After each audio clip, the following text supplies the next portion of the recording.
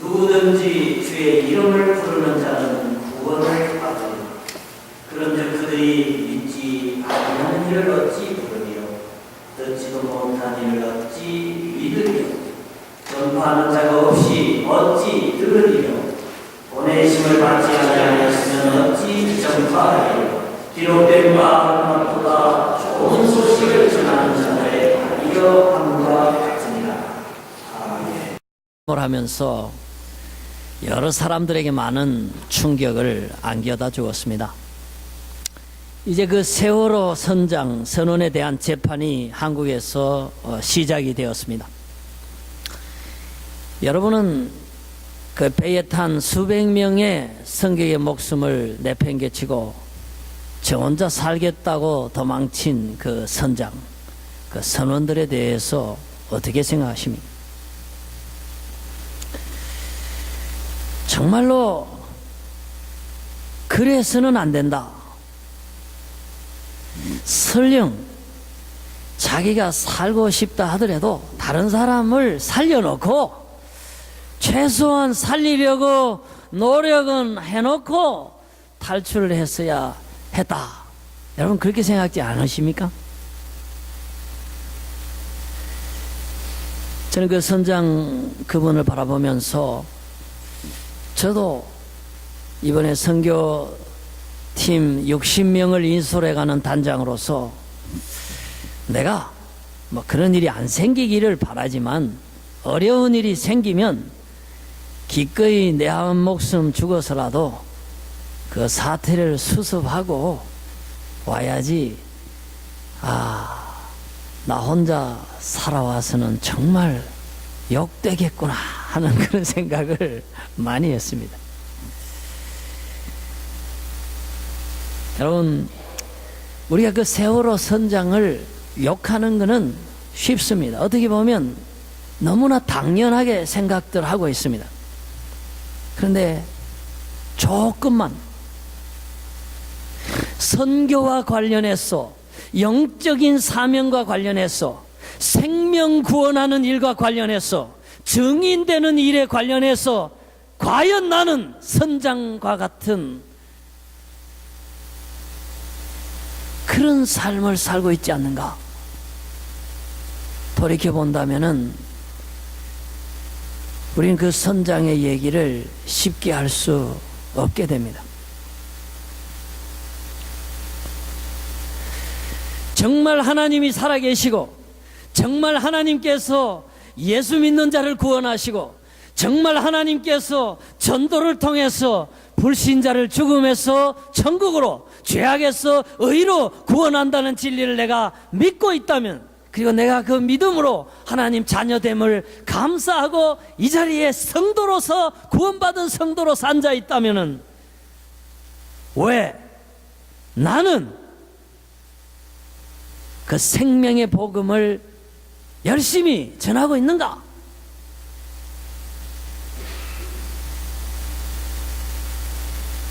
그 세월호 선장과 같이 나만 살겠다고, 나만 구원받았다고 감사하면서 나 혼자 교회 다니면서 다른 사람의 영혼, 다른 사람의 사후의 영원한 삶에 대해서, 하나님의 축복에 대해서 과연 침묵하고 있지 않는가? 내가 이 시대에 영적으로 세월호 선장의 삶을 살고 있지는 않는가? 우리는 그렇게 이런 사건을 통해서 자기를 돌아보고 선교적 사명, 전도의 사명을 돌아볼 수 있는 그러한 시각, 그러한 자기 반성, 그러한 은혜를 우리가 생각해 봐야 된다. 저는 그렇게 생각을 합니다.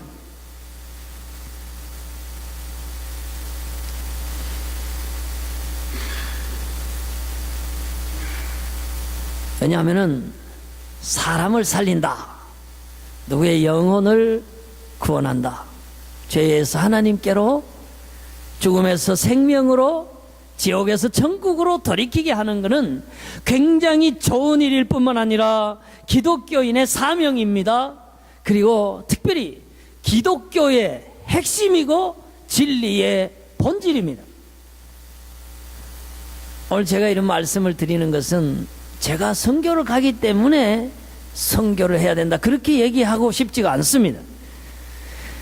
하나님께서 이 땅에 선교를 하셨습니다. 자기 아들을 보냈어. 그래서 우리를 구원하셨습니다.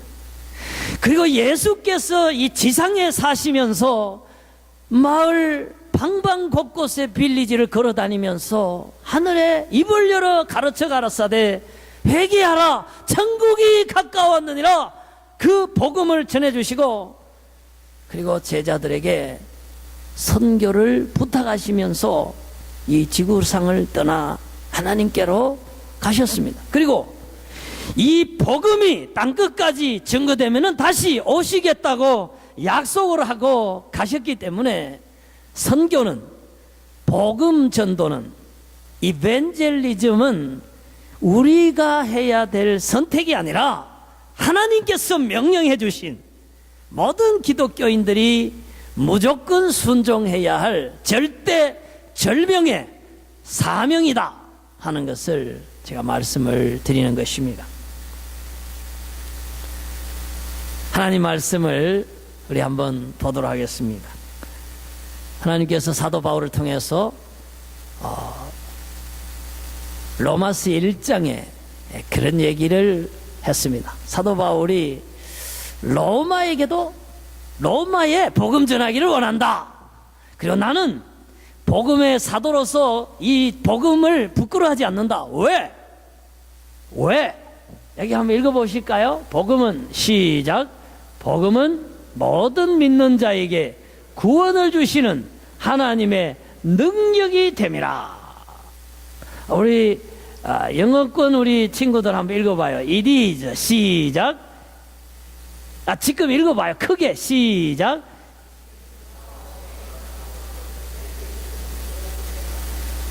그래요.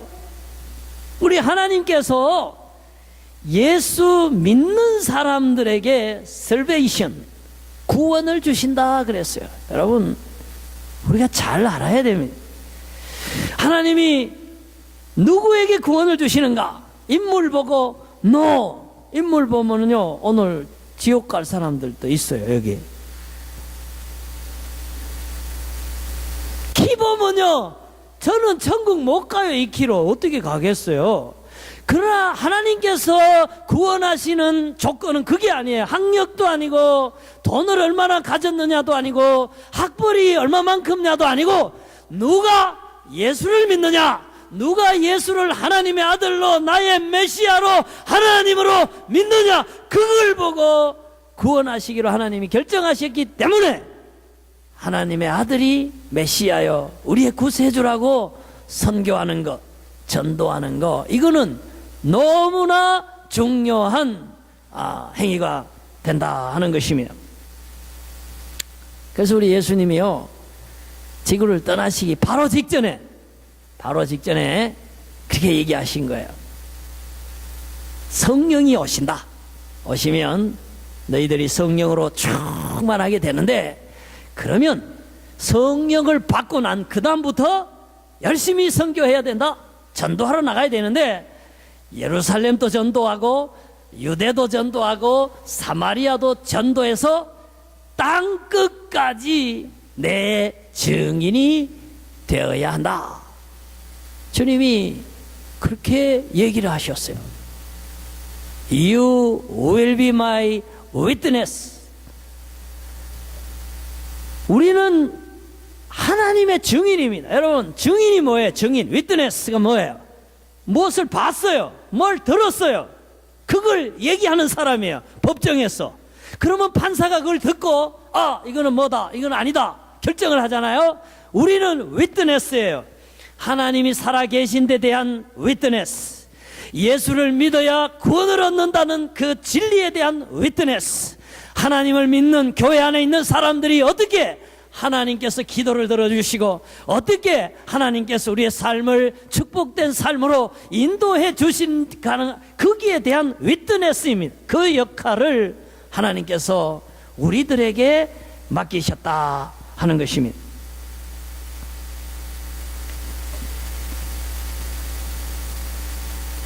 저는 처음에 우리 막내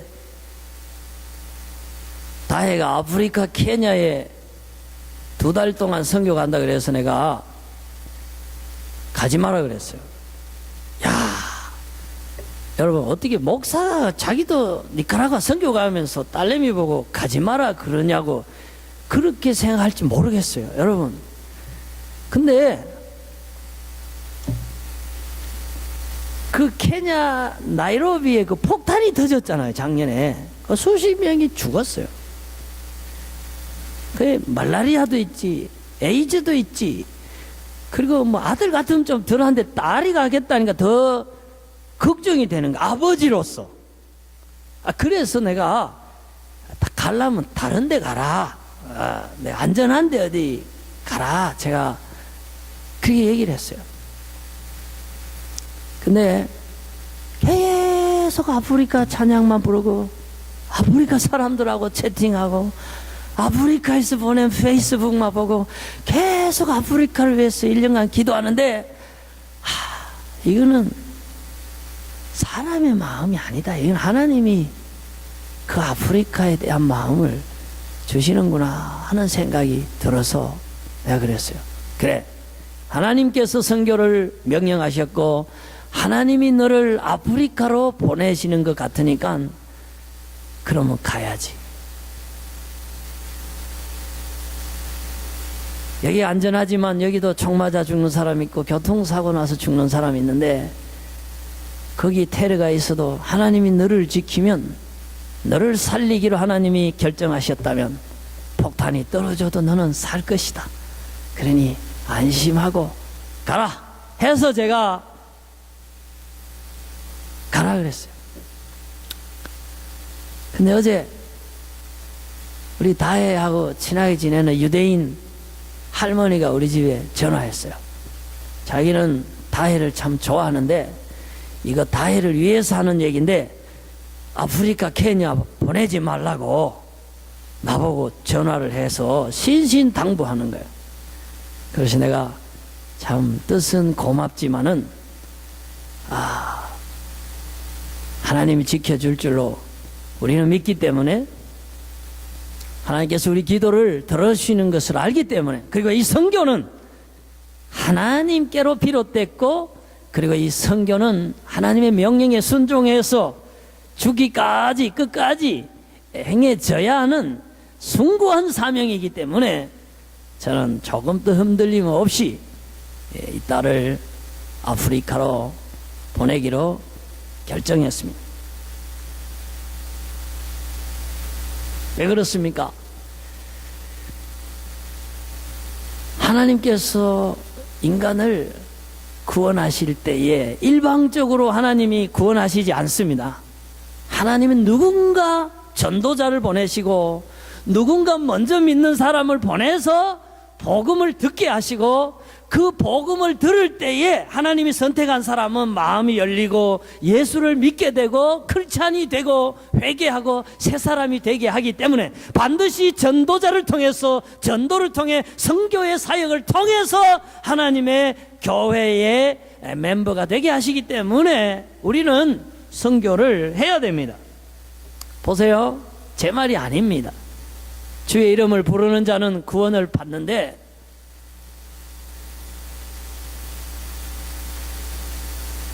여기 보면은 전도를 안 하는데 어떻게 복음을 듣겠느냐, 복음을 못 듣는데 어떻게 예수를 믿겠느냐, 그렇게 얘기를 하면서 거꾸로 지금 접근하는 거예요. 누군가 복음을 전해야 복음을 듣는 거고, 복음을 들어야 예수가 누군지 알고 믿게 되기 때문에 복음을 전해야 되고, 따라서 복음을 전하는 사람들은 아름다운 사람이다. 여기 그렇게 돼 있잖아요. 한번 읽어볼까요? 시작. 아름답도다 좋은 소식을 전하는 자들의 발이여함과 같으니라.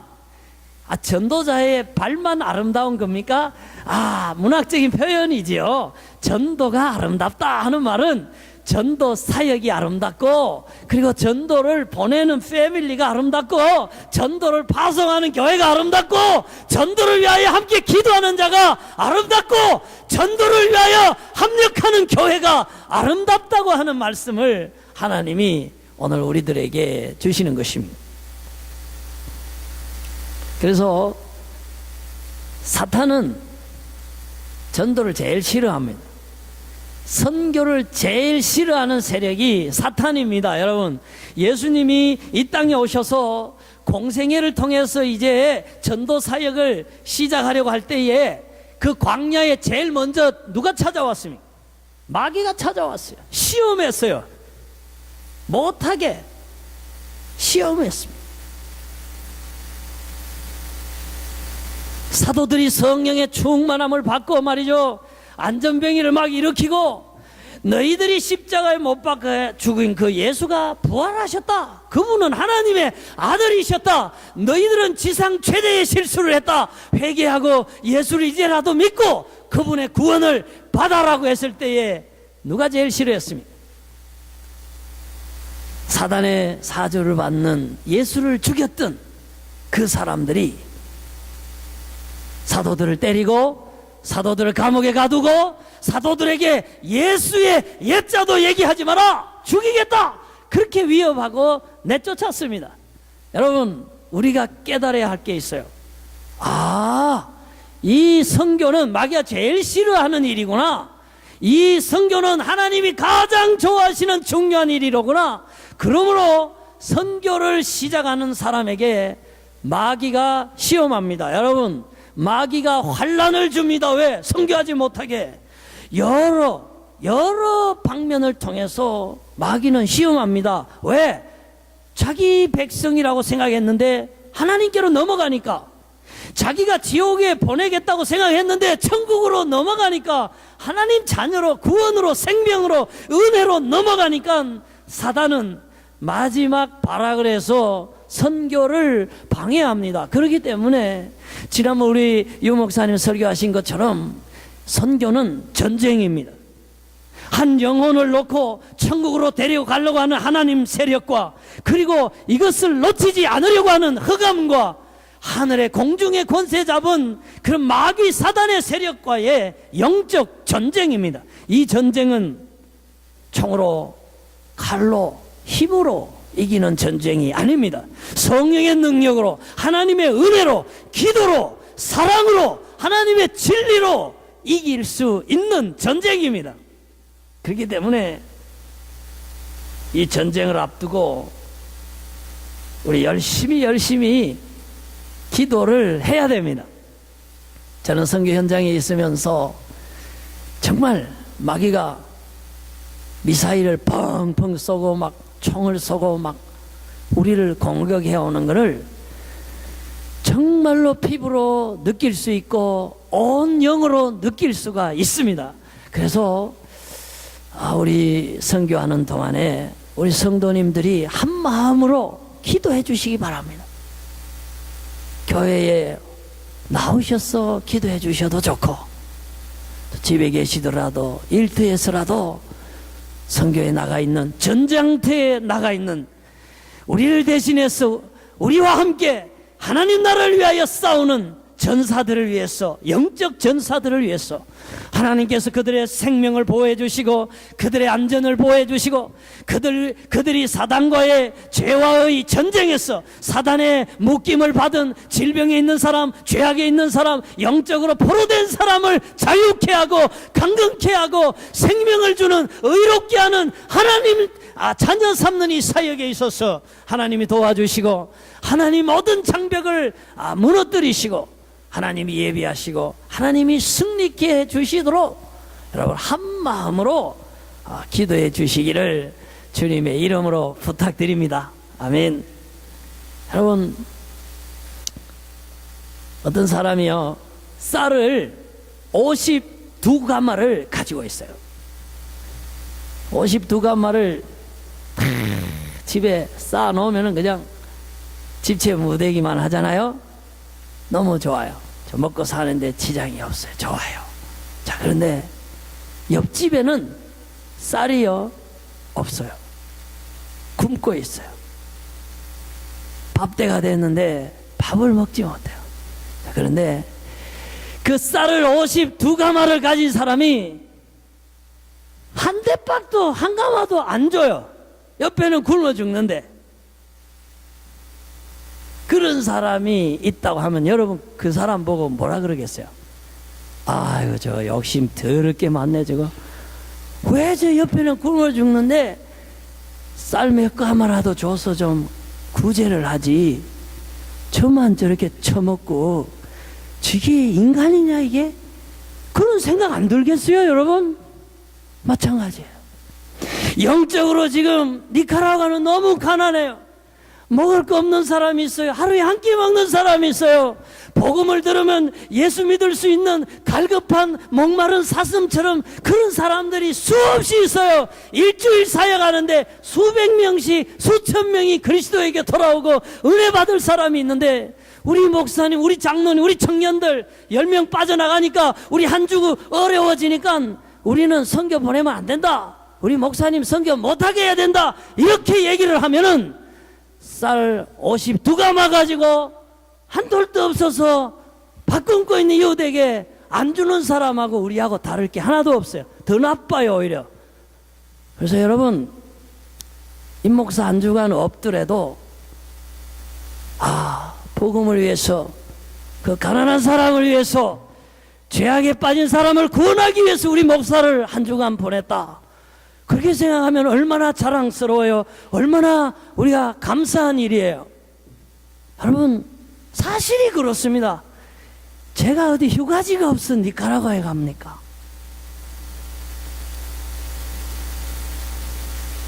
참 격려해 주시고 기도해 주시고 이해해 주시고 한마음으로 우리 선교를 협력해서 보내는 선교사도 가는 선교사도 기도하는 선교사도 거기에서 또 이쪽을 위해서 기도하고 이쪽에서도 거기를 위해서 기도하고 우리가 이 선교를 통해서 하나님께서 이 갈릴리가 나의 간절한 부탁을 저렇게 지키는구나.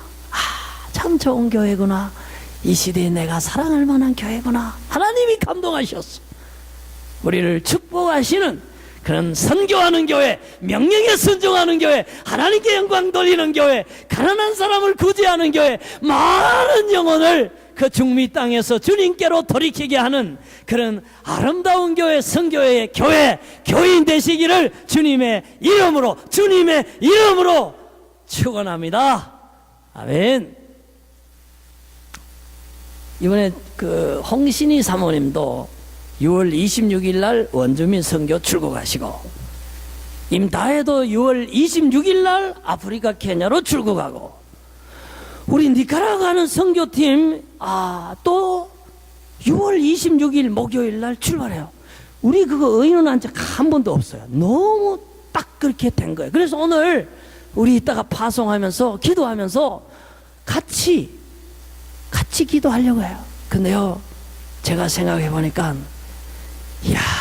너무 감사한 거예요. 예수님의 제자들이 로마를 바꿔놨고 로마가 유럽의 역사를 바꾸고 세계의 문화사를 바꿔놨습니다. 그런데 그 바꾼 핵심에 갈릴리 사람들이 있었어요. 갈릴리 사람들 무지했습니다. 갈릴리 사람들 가난했습니다. 로마의 사람들이 볼 때는 보잘것없는 사람들이었습니다. 그러나 그들이 역사의 주역이 됐던 것을 우리는 깨달아야 됩니다. 오늘 우리 갈릴리 장로교회가 비록 연약한 작은 갈릴리 공동체이긴 하지만 보세요. 하나님께서 우리를 아프리카로, 우리를 브라질로, 우리를 니카라과로, 우리를 캐나다 원주민으로 사용하시고 보내는 것을 우리가 목도하지 않습니까? 우리는 하나님이 이 교회와 함께 하시고 이 교회를 축복하시고 이 교회를 사랑하셔서 사용하시는 역사의 현장에 있습니다. 그러므로 우리는 갈릴리 교인이 되어서 선교하는 데 대해서 무한한 자긍심과 자부심을 가지고 우리는 이 교회 생활을 해 나가야 하리라 이렇게 생각합니다.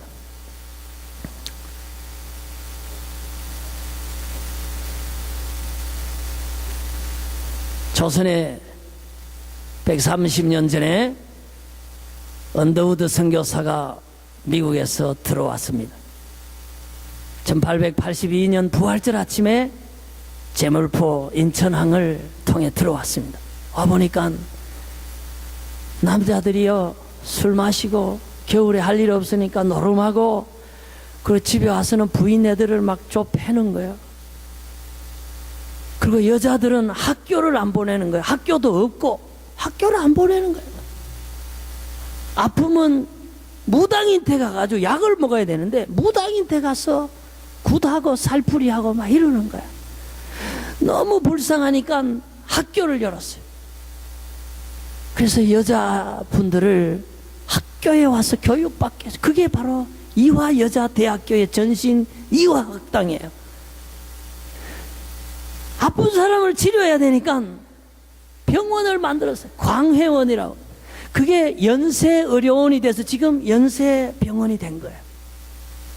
근데 백정자식이라고 학교에 못 가는, 수당에도 못 가요. 근데 똑똑한 아이가 예수를 믿었어요. 그래서 연세대학 병원 전신 광회원의 의과대학 학생으로 선교사가 받아줘서 백정의 아들이 의사가 됐어요. 그리고 나중에 연동교회 장로가 됐어요. 여러분, 우리 기독교가 그렇게 가난한 조선 땅에 들어와서 여자들에게 인권을 주고 공부할 기회를 주고 우상을 타파하고 말이죠, 계급을 타파하고 평등하게 살 수 있는 길을 열어줬습니다. 여러분, 이제는 우리가 살만하고, 이제는 많이들, 이제는 대학이요, 진짜 여자분들도 가고 이제는 상하 귀천이 없어졌잖아요. 이게 바로 선교사들이 우리에게 베풀어준 하나님의 은혜입니다. 그래서 오늘 우리가 이 받은 은혜를 이제 돌려줘야 됩니다.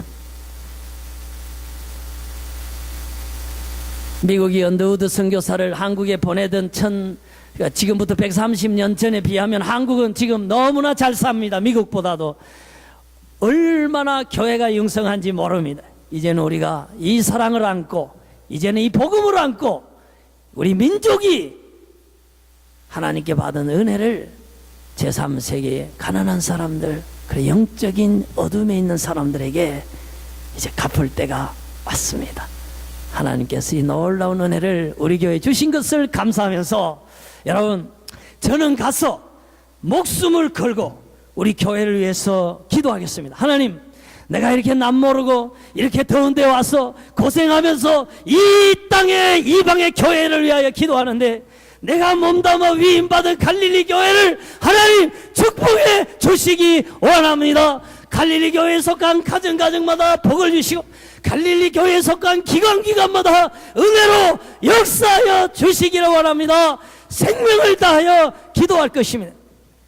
여러분, 저와 함께, 우리 선교와 함께, 여러분 어느 곳에 있든지 기도로 이 선교에 동참함으로 우리가 이 선교로 일심동체가 되고 한마음으로 이 전쟁에 참여하여 승리하는 저희 교회가 될 수 있기를 주의 이름으로 축원합니다. 아멘. 제가 이번에 월드컵 경기를 보면서 제가 깨닫는 게 많아요. 카나다에 사는 사람들인데 막 독일 국기를 꽂고 막 다니고, 이탈리아 국기 꽂고 다니고, 막 이제 요즘 보니까 이제 비기고 나니까 한국 국기도 많이 이제 보이더라고요. 여러분, 그런 거잖아요. 브라질에서 경기하는 선수들이요, 본국에서 TV로 응원하고 광화문에서 응원하고, 정말 이렇게 해외에서 깃발을 날리는 그런 응원단들, 국민들이 있기 때문에 그 사람들이 헌신의 힘을 다해서 뛰고 경기하는 거 아닙니까? 마찬가지예요. 우리가 그 더운 땅에서 그 냄새나고 그 잠자리 불편하고 참 힘든 일을 수행하게 됩니다. 그러나 우리가 힘을 내는 것은 그래도 우리 교인들이 눈물 흘리며 기도할 거야. 우리 헌금이 피 같은 돈을 헌금해 줬어. 그것이 여러분의 사랑과 여러분의 후원과 여러분의 선교를 향한 동일한 전후의식이 오늘 우리로 하여금 더 어려운 상황에서도 정말 굴하지 않고 열심히 선교하게 되는 그런 힘이 될 것입니다. 여기서 함께 주님 나라를 이루는 그런 선교사가 되시기를 주님의 이름으로 축원합니다. 아멘. 저는 믿습니다. 하나님은 살아계시기 때문에, 홍해를 가르신 하나님이 죽은 하나님이 아니시기 때문에 오늘날 지상명령에 순종해서 기도하고 땀 흘리고 복음 증거하는 교회를 축복하십니다. 그 사람 그 가정 축복하십니다. 왜? 하나님은 복을 주시는 하나님이시니까. 하나님은 사랑의 하나님. 자기의 말씀에 순종하는 자들은 어디로 가든지 형통한다고 약속하시고 신실하게 역사하시는 하나님이시니까. 그러므로 이 선교를 통해서 하나님이 주실 축복을 기대하면서 기도하시고 열심히 선교 현장에서 일하시는 우리 모두 되기를 주님 이름으로 축원합니다. 아멘. 함께 기도하겠습니다.